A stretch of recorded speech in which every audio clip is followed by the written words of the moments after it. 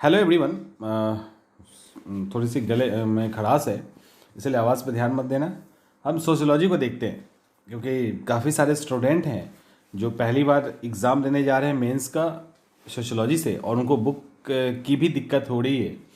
तो वो सब हम लोग सबसे पहले आपको सोशियोलॉजी के अंदर अप्रोच कैसे करना है ध्यान रखिएगा। सोशियोलॉजी हो, एंथ्रो हो, फिलोसफी हो, साइकोलॉजी हो, इस तरह के जो सब्जेक्ट हैं वहाँ पे सबसे पहले आपको पेपर फर्स्ट जो होता है ना, वहाँ वो ज़्यादा अप्लाइड नहीं होता। मतलब होता है उतना नहीं होता। यहाँ पे ज़्यादातर सवाल थिंकर से होते हैं, या जिस अगर सोसाइटी चेंज हो रहा है उसका क्या इम्पैक्ट है, इस तरह की चीज़ें होती है। लेकिन जो सेकेंड पेपर होता है इस तरह के सब्जेक्ट का, वो अप्लाइड ज़्यादा होता है। वहाँ पे आपको करंट कॉन्टेक्स्ट से ज़्यादा रिलेट करके लिखना होता है। तो ये सारी चीज़ें होती है। तो हम लोग अभी सोशियोलॉजी को देखते हैं। इसके अंदर सबसे पहले क्या लिखा है देखिए आप। और एक ये ऐसा सब्जेक्ट है जो दिखता भी आसान है और एक्चुअली है भी आसान। ऐसा नहीं कि ये बहुत मुश्किल है, आसान पेपर है। लेकिन लेकिन अगर आप इसके चैप्टर्स को इंटर रिलेट करना नहीं सीखे तो ये आपके लिए स्कोरिंग नहीं होगा। ये स्कोरिंग उसी शर्त में होगा जब आप चैप्टर्स को इंटरलिंक करना शुरू करेंगे, कंपेयर करने लगेंगे एक थिंकर को दूसरे थिंकर से, एक सिचुएशन को दूसरे सिचुएशन से। तब जाके आपका जो आंसर है या आपके आंसर की जो क्वालिटी है वो इम्प्रूव होगी। तो पढ़ाई के दौरान ऐसा आप लोग करिए। बुक लिस्ट भी हम लोग बात करेंगे। बुक लिस्ट का जो PDF है वो लिंक दे दिया जाएगा, आप वहाँ से डाउनलोड कर लीजिएगा। पहला है सामाजिक घटनाओं का वैज्ञानिक अध्ययन, यानी सोसाइटी के अंदर जो भी चीज़ें हो रहा है उसका साइंटिफिक स्टडी की बात की जा रही है। और डेफिनेटली सोसाइटी, सोशल जो भी चीज़ें उसी से रिलेटेड है। जब आप पढ़ोगे तो आपको वही नातेदारी, रिश्तेदारी और मिखाइल दुर्खिम और इस तरह की चीज़ें आपको दिखेगी। लेकिन इसको रिलेट करना और सही तरीके से प्रेजेंट करना, यही सबसे बड़ा टास्क है सोशियोलॉजी समाजशास्त्र के अंदर। यहाँ पे समाजशास्त्र का आविर्भाव या और जो ब्रांचेज हैं सब्जेक्ट के, उसके साथ इसका रिलेशन, उसका विस्तार, उस तरह की धारणाएं, विज्ञान और सामाजिक व्यवहार का अध्ययन। इसके बाद वैज्ञानिक विधि, वैज्ञानिक भाषा, अर्थ, उद्देश्य, प्रकार, तत्व, ये सारी चीज़ें हैं। सामाजिक रिसर्च, सामाजिक अनुसंधान की संरचना, संकलन, तथ्यों का विश्लेषण, जो फैक्ट है आपके सामने अलग अलग घटनाएं आती है उसको हम कैसे सही तरीके से, साइंटिफिक तरीके से उसको हम देखें ताकि ऑब्जेक्टिविटी हो, वस्तुनिष्ठता हो। तो ये सारी चीज़ें हैं। अभिवृत्ति मापन की समस्या, और यहाँ पे क्लियर लिखा है RM मैकाइवर के कार्य कारण अवधारणा, काउजल थ्योरी। ठीक है, यहाँ पे RM मैकाइवर को आपको अच्छे से फोकस करना है। खैर, यहाँ पे ये जो आप देख रहे हो इस पूरे का सेक्शन का, यहाँ चूंकि आपका पेपर फर्स्ट के अंदर ये सेक्शन है, इसके अंदर सिंपल सा है जो सामाजिक घटनाएं हैं उसको कैसे साइंटिफिक तरीके से हम देख सकते हैं, अच्छे से उन चीज़ों को समझ सकते हैं, सोशियोलॉजी का अन्य सब्जेक्टों के साथ क्या रिलेशन है, इस तरह की चीज़ें यहाँ पे पूछी जाएंगी। दूसरा, समाजशास्त्र के क्षेत्र में पथ प्रदर्शक। यहाँ पे आपसे पूछा जा रहा है किसके बारे में?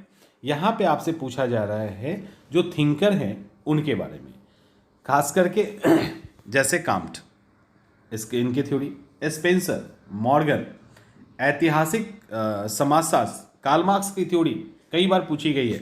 मैक्स वेबर बहुत ही फेमस है BPSC के लिए। उसके बाद सरोकिन, दुर्खाइम, पेरेटो, पार्सन, मर्टन, संघर्षवादी सिद्धांत। तो यहाँ पे ये जितने भी लोगों का नाम है, इनकी जो भी थ्योरी है, ये थ्योरी आपको तैयार कर लेनी है नोट्स के फॉर्म में। और सिर्फ थ्योरी नहीं तैयार करनी है, एक थिंकर का दूसरे थिंकर के साथ कंपेयर भी तैयार कर लेना है। ये कंपेयर आप अगर मेंस के पेपर में लिख देते हो तो औरों से आपको बहुत ही बेहतर नंबर मिलेगा।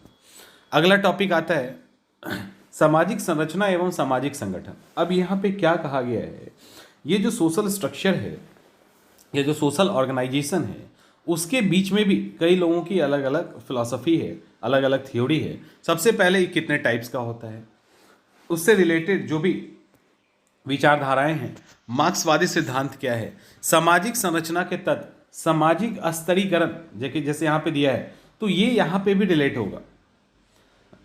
उसके बाद यहाँ पे मतलब वही है कि जो जो समाज का ग्रुप है उसका विभिन्न परिणाम, उनकी संघर्ष उनकी अवधारणा, प्रकार, संस्कृति, सामाजिक नियंत्रण के साधन, अल्पसंख्यक समूह, बहुसंख्यक क्या होता है, अल्पसंख्यक के बीच में रिलेशन क्या होता है, अल्पसंख्यक की मनोवृत्ति क्या होती है, इस तरह की चीज़ें सोशल स्ट्रक्चर के अंदर आपको पूछा जाएगा। यानी सामाजिक संरचना के अंदर एक तो मार्क्स को आप देख ही लेना, यहाँ से तो सीधे डायरेक्ट सवाल आता है। और इसके बाद सामाजिक संरचना जो है उसमें ये वाला जो सेक्शन है इसको भी आपको देखना है, इससे रिलेट करके ही सवाल आएगा, ये अलग आए ऐसा मुश्किल है। सामाजिक स्तरीकरण और सामाजिक गतिशीलता से जुड़ा हुआ सवाल मिला के ये दोनों सेक्शन से सवाल पूछा जाता है, इन दोनों सेक्शन से। इन दोनों सेक्शन को कोशिश कीजिए एक साथ तैयार करने का। और यहाँ पे तो सीधी बात है कि सामाजिक जो संरचना है उससे रिलेटेड सिद्धांत, सामाजिक संरचना के निर्धारक तत्व और जो अल्पसंख्यक बहुसंख्यक है जो समस्या है उनकी, वो यहाँ पे आपको देखना है।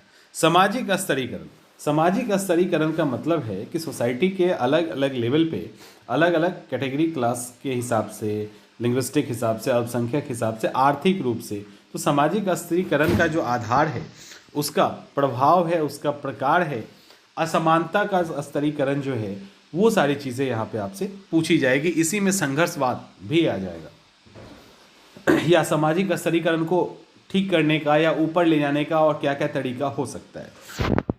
सामाजिक स्तरीकरण, सामाजिक गतिशीलता, संस्कृतिकरण, पश्चिमीकरण, अब ये भी एक अलग से फिलॉसफी है, थ्योरी है।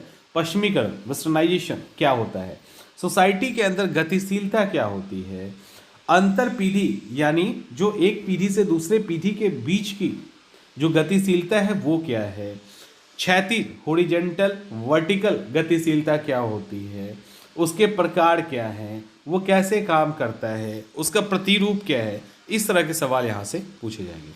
ये देख के तो बहुत खुश हो जाते होंगे कि परिवार, विवाह और नातेदारी के बारे में पूछा जा रहा है, यानी परिवार क्या होता है, नातेदारी के अंदर कौन कौन को शामिल किया जाता है, स्त्री पुरुष की भूमिका,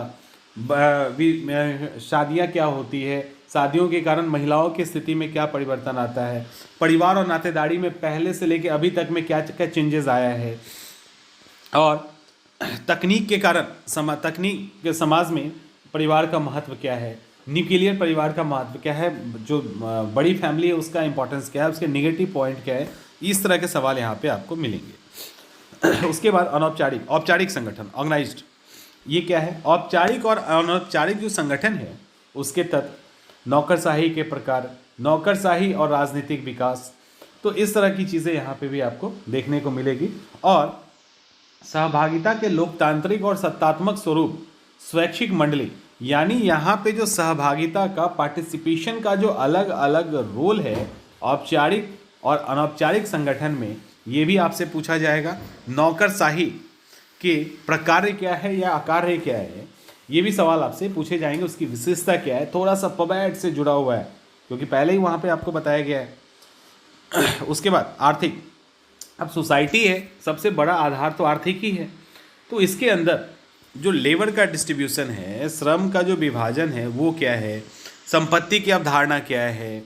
इसके बाद सवाल है कि पूर्व औद्योगिक और औद्योगिक अर्थव्यवस्था का सामाजिक पक्ष क्या अंतर हो, इंडस्ट्रियलाइजेशन के पहले और अभी में समाज में क्या अंतर हुआ, शैक्षणिक, राजनीतिक, धार्मिक, पारिवारिक, ये सब जो परिवर्तन है, आर्थिक विकास के निर्धारक तत्व, उसके परिणाम, मतलब कुल मिला के परिवार के अंदर, सोसाइटी के अंदर इकोनॉमिकल एक्टिविटीज़ के कारण क्या क्या चेंजेस आए, उसके नेगेटिव और पॉजिटिव एस्पेक्ट्स क्या है, इससे जुड़े यहाँ पे सवाल पूछा जाएगा। फिर पॉलिटी, एक और चीज़ देखिए किस तरह से आपसे यहाँ पे क्या पूछा गया है, समझो एक बार। यहाँ क्या पूछा गया है कि अलग अलग ब्रांचेज के साथ इसका क्या रिलेशन है। अब देखो कैसे दिया गया है, तो सोसाइटी के साथ तो है ही है, फैमिली के साथ तो है ही है, फॉर्मल इनफॉर्मल ऑर्गेनाइजेशन के साथ है ही है, इकोनॉमिक्स के साथ देख लिया, पॉलिटी को भी अब हम देख रहे हैं कि राजनीतिक व्यवस्था की अवधारणा, तत्व और प्रकार, ठीक है, राजनीतिक व्यवस्था के अंतर्गत समस्याएं, किस तरह की समस्याएं, और समस्या जो आती है वो भी अलग अलग ग्रुप के लिए अलग अलग है। यहाँ व्यक्ति समूह, राजनीतिक संगठन, राजनीतिक दल, इन सब की बात की गई है, इन सब के प्रकार। एक यहाँ देखिए, राज्य विहीन समाज की परिकल्पना, ये बिल्कुल अराजकतावादी कहते हैं, कि हमें राज्य किसी भी रूप में पसंद नहीं है और हमारे गांधी जी भी कहीं ना कहीं इसी फिलॉसफी को लेके चलते हैं, तो सवाल है कि राज्य विहीन समाज कैसे होगा। वो समाज को तो चाहते हैं, समाज के अंदर जो भी हैं वो अपने मन से काम करें, इनर सोल के तहत वो सब अच्छे अच्छे काम करें। तो राज्य विहीन समाज की क्या निगेटिव इम्पैक्ट है, क्या पॉजिटिव इम्पैक्ट है, और उस राज्य की विशेषता क्या है। डेमोक्रेटिक एवं सत्तात्मक राजनीतिक व्यवस्था के अंतर्गत जो भी पावर है, पॉलिटिकल पार्टीज है, मतदान है, ये सब क्या है, मतलब ओवरऑल आपको पॉलिटी से रिलेटेड सवाल पूछे जाएंगे स्ट्रेट फॉरवर्ड। लेकिन ध्यान रखना कि ये सवाल पॉलिटी के नहीं है, ये सवाल सोशियोलॉजी में पूछे गए हैं। तो इस पॉलिटी को भी आप सामाजिक रूप से टच देते हुए आपको आंसर लिखना है, सीधे पॉलिटी के अंदर नहीं चले जाना है। क्योंकि फिलॉसफी के अंदर भी जो सेकेंड पेपर है वहाँ भी पॉलिटी है, लेकिन वहाँ भी पॉलिटी नहीं लिखनी है, पॉलिटी के कॉन्सेप्ट के साथ आपको उसका दर्शन लिखना है। ठीक उसी तरह से समाजशास्त्र में पॉलिटी का सवाल सीधा सीधा आएगा, लेकिन आपको सीधे वो पॉलिटी नहीं है ये ध्यान में रखते हुए उसको समाजशास्त्र के अकॉर्डिंग आपको आंसर लिखना है। उसके बाद शैक्षणिक प्रणाली, शैक्षणिक में क्या है, मैंने शिक्षा क्या है, शिक्षा के अंदर जो भी चीज़ें हैं, अवधारणा क्या है, उसका उद्देश्य क्या है, प्रजातंत्र, राष्ट्रवाद, अंतर्राष्ट्रीयतावाद, शिक्षा और समाजीकरण यहाँ पे भी है। शिक्षा में परिवार, विद्यालय, समाज या घर का क्या योगदान है। इसके अलावा यहाँ देखो क्या क्या और है, जनसंख्या, शिक्षा की अवधारणा, सांस्कृतिक पुनर्जन्म, सैद्धांतिक मतारोपण, सामाजिक स्तरीकरण, गतिशीलता, आधुनिकीकरण के साधन के रूप में शिक्षा की भूमिका। अब ऊपर के जितने भी टॉपिक आपने देखे, स्तरीकरण, सामाजिक स्तरीकरण, समाज के अंदर गतिशीलता, दो पीढ़ियों के बीच में गतिशीलता, सांस्कृतिक पुनर्जन्म, जो भी चीज़ें आपने देखा है, राज्य विहीन या समाज, राज्य और धर्म की भूमिका, पॉपुलेशन और एजुकेशन, हर जगह शिक्षा का क्या रोल है आपसे पूछा जा सकता है। उसके बाद जब सोसाइटी की बात करेंगे, रिलीजन तो छूट नहीं सकता है, धार्मिक तथ्य, पावन और अपावन अवधारणाएं, और ये जो कुछ हम लोग कहते हैं ना ये अपशगुन है, ये शगुन है, ये डेवलप कैसे हुआ, इसका आधार कहाँ तक सही है, गलत है। जादू टोना, धर्म भी और विज्ञान, यानी रिलीजन की बात करेगा, साइंस को करेगा, उसको कंपेयर करेगा। धर्मनिरपेक्षीकरण, अब यहाँ से सेकुलरिज्म पूछा जा रहा है, सेकुलरिज्म पॉलिटी के अंदर कॉन्सेप्ट है। यहाँ पर भी वेस्टर्न सेकुलरिज्म अलग है और इंडियन अलग है, यानी भारतीय धर्मनिरपेक्षता अलग है और पाश्चात्य धर्मनिरपेक्षता अलग है। इसके अलावा सोसाइटी में जो चेंजेस आ रहा है, और इसकी सोसाइटी में चेंजेस आने के कारण रिलीजन के में जो चेंजेस आया है, इस तरह के सवाल आपसे पूछे जा सकते हैं। सामाजिक परिवर्तन और विकास, सामाजिक परिवर्तन के आर्थिक, जैविक, प्रौद्योगिकी, मतलब अब सिंपल सा है कि सामाजिक जो परिवर्तन हो रहा है, जो भी सोशल चेंजेस हो रहा है, वहाँ पे जो भी सामाजिक परिवर्तन है, वहाँ आधुनिकीकरण, समानता, सामाजिक न्याय, सामाजिक पुनर्निर्माण, आर्थिक, जैविक और प्रौद्योगिकी कारण किसके, सामाजिक परिवर्तन के। सामाजिक परिवर्तन के क्या क्या कारण हैं और उसके कारण और क्या क्या परिवर्तन हो रहा है, सोसाइटी के अंदर किस तरह से डेवलपमेंट हो रहा है, सोसाइटी का फिर से कैसे रिकंस्ट्रक्शन हो रहा है, पुनर्निर्माण हो रहा है, ये सवाल यहाँ से, इस तरह के सवाल यहाँ पे आपसे पूछे जाएंगे। सेकेंड सेक्शन में जब आएंगे, जो पेपर 2 है, यहाँ पे अब ऊपर में जितने भी हैं सब कॉन्सेप्ट हैं, ये लगभग हर पेपर में, PSIR में जाएंगे वहाँ भी दिखेगा आपको। यहाँ पे आपको थिंकर, उस पर्टिकुलर सब्जेक्ट का किसके किससे रोल है। अब समाज है, समाज के अंदर अलग अलग क्लास हैं, बहुसंख्यक है, अल्पसंख्यक है, समाज के अंदर नातेदारी है, परिवार है, रिश्तेदार है, परिवार का क्या रोल है। उसके बाद सामाजिक स्तरीकरण, समाज के अंदर जो गतिशीलता है वो क्या है, जो भी पॉलिटिकल सिस्टम है, इकोनॉमिकल सिस्टम है, सोशल सिस्टम है, एजुकेशनल सिस्टम है, उसका सोसाइटी के अंदर क्या इम्पैक्ट है, रिलीजन का क्या इम्पैक्ट है, उससे क्या चेंजेस आ रहा है।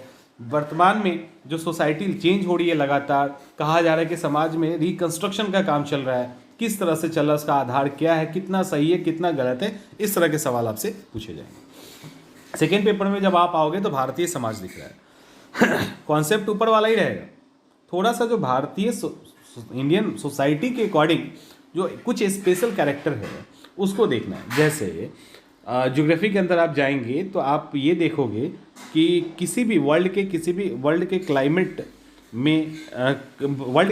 में किसका किसका रोल है, जैसे समुद्र से दूरी है, डिस्टेंस है, ये सब चीज़ें हैं, तो वो सारा इंडिया में भी काम आएगा, इंडिया में भी आएगा। लेकिन इंडिया में मानसून एक स्पेशल फीचर है, तो उसको उसके अकॉर्डिंग, कॉन्टेक्स्ट के अकॉर्डिंग डाल देना है। तो वही है। अब यहाँ पे देखो क्या पूछ रहा है, पारंपरिक हिंदू सामाजिक संगठन की विशेषता है। तो नॉर्मली जो सामाजिक संगठन की विशेषता होगी वही होगी, लेकिन हिंदू की जो कुछ और विशेषता है वो ऐड कर देंगे, आपका ये क्वेश्चन तैयार हो जाएगा।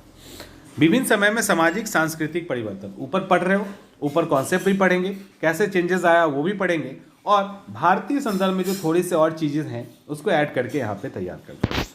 भारतीय समाज पे बौद्ध, इस्लाम या आधुनिक पश्चिम का प्रभाव, निरंतरता और परिवर्तन के कारण। अब देखिए, वेस्टर्नाइजेशन पढ़ना है, पश्चिमीकरण पढ़ना है, तो पश्चिमीकरण के कारण क्या इम्पैक्ट आया कहीं भी आप पढ़ोगे।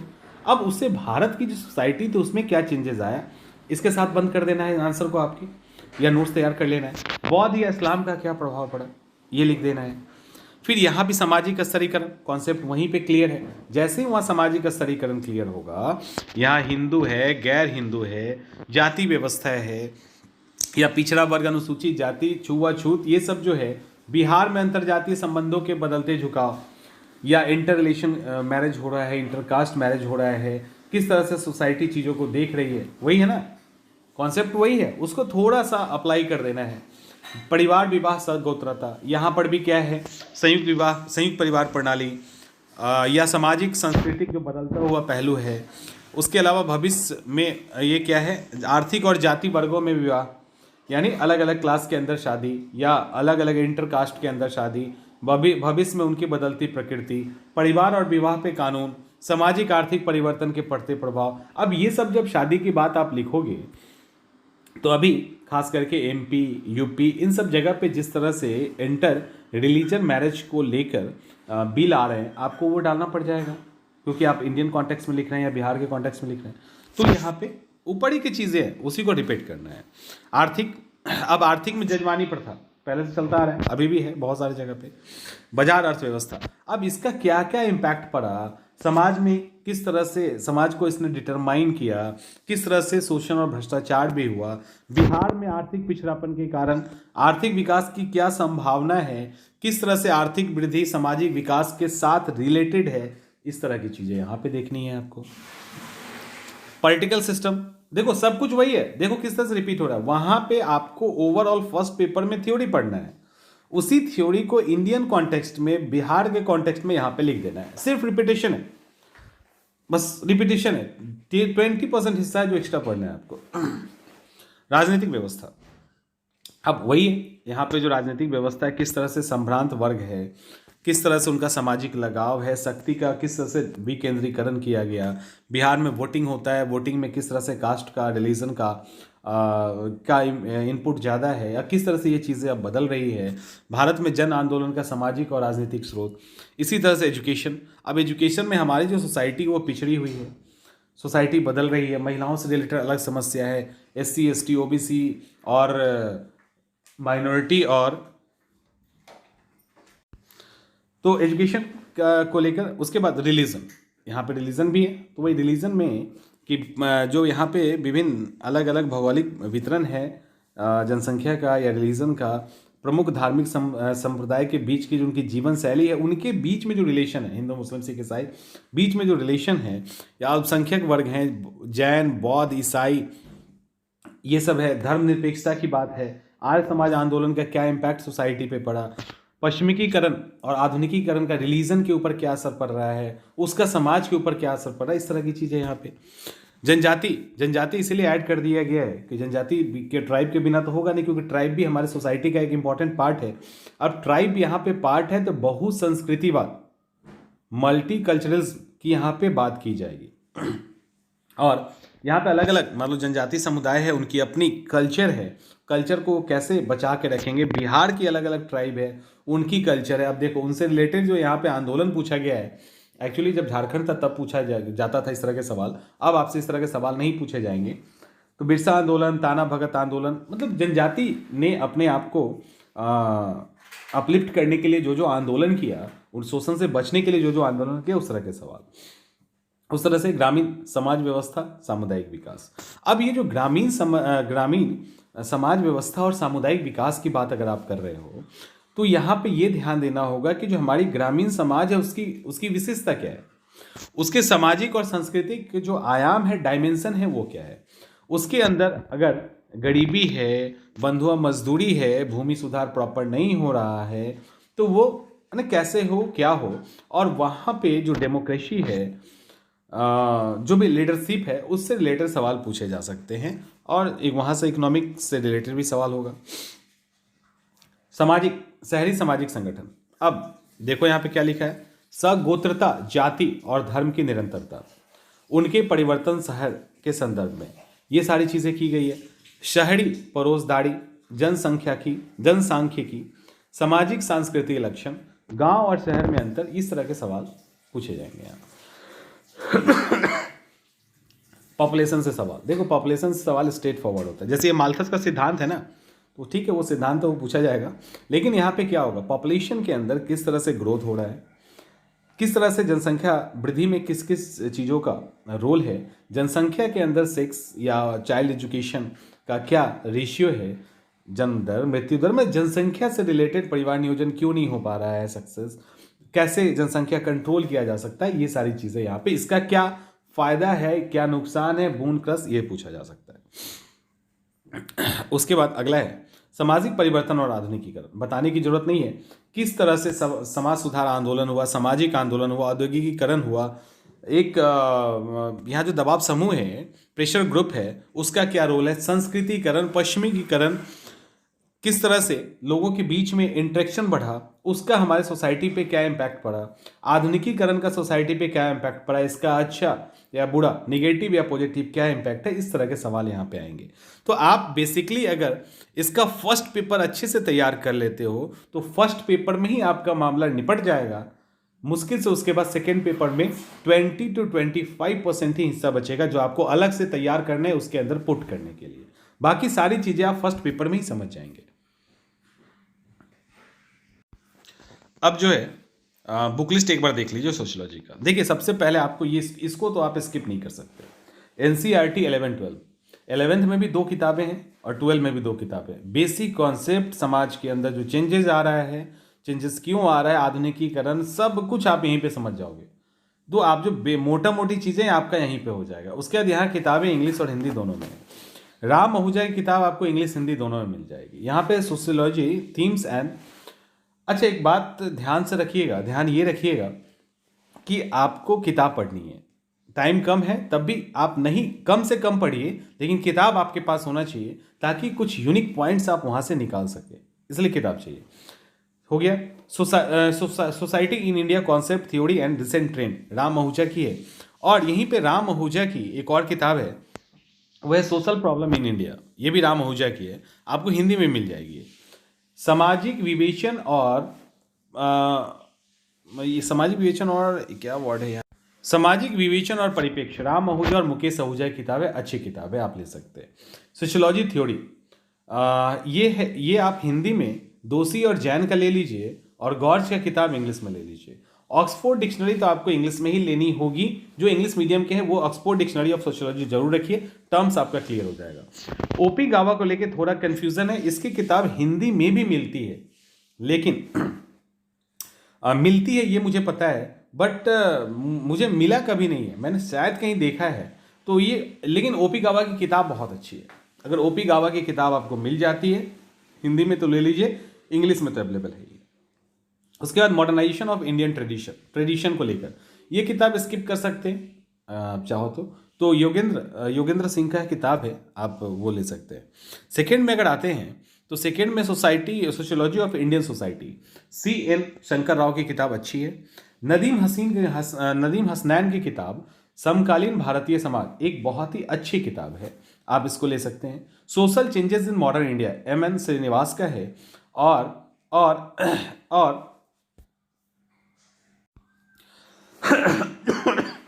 Persistence and change in tribal India, MV Rao का है। Indian society and culture, Nadeem Hasnain का है। तो ये आराम से आप ले सकते हो, अच्छी किताब है। अब सवाल उठता है नोट्स लेना है, हिंदी मीडियम वाले तो धर्मेंद्र सर का नोट्स ले लीजिए, बहुत अच्छा है सोशियोलॉजी के लिए, और बाकी SS पांडे के नोट्स ले सकते हैं।